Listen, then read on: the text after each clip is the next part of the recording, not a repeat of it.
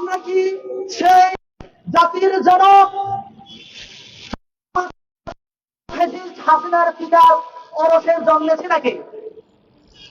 আমরা জন্ম নেইনি, তাহলে সে আমাদের জাতির পিতা হয় কিভাবে? আমি তাকে জাতির পিতা মানি না। উনি যদি প্রকৃতপক্ষে বাংলাদেশের ভালো চাইতেন, তাহলে আজকে আমাদেরকে সম্প্রীতির বাংলাদেশ নামে সমাবেশ করা লাগতো না। সম্প্রীতির সমাবেশ কেন?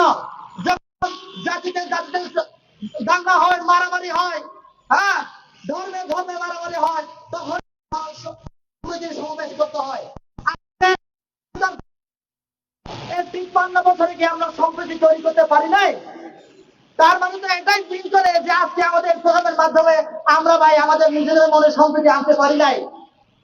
আমি আপনাদের কাছে উদাত্ত আহ্বান জানাচ্ছি, সেই ফ্যাসিস্ট হাসিনার মতো করে আমাদের মনে যে সাম্প্রদায়িক চেতনা রয়েছে, এটাকে ভেঙে চুরে ফেলতে হবে।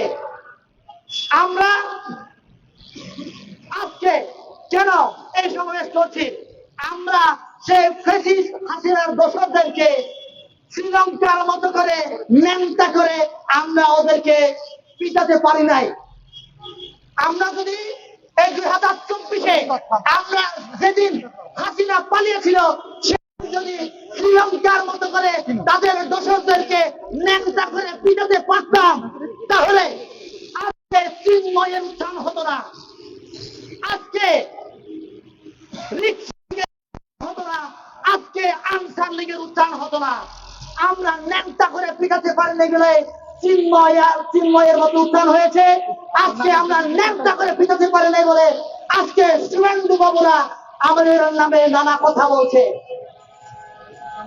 শুভেন্দু বাবুকে আমরা পাকিস্তান থেকে অস্ত্র আনবো কিনা, পেঁয়াজ আনবো কিনা, কি আনবো, এটা তো আমাদের ব্যক্তিগত ব্যাপার।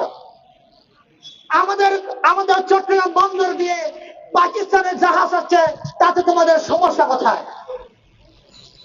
তোমরা বলো, শুভেন্দু বাবুকে তোমরা দ্রুত পিটা দাও, নুন ধরাই দাও, তাহলে তোমাদের লোকরা বর্ডার বন্ধ করবে না। আমাদেরকে পেঁয়াজ দেওয়া বন্ধ করবা, করো, আপত্তি নাই তো। আমাদেরকে ভিসা দিবে না, আমরা ঘুরবো না। এখন শুভেন্দুর কথা শুনে আপনারা ভাই লাফালাফি করছেন, আমরা অনেক খুশি।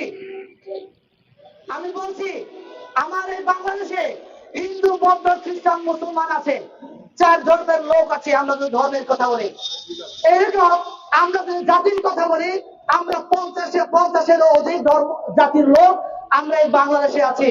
আপনারা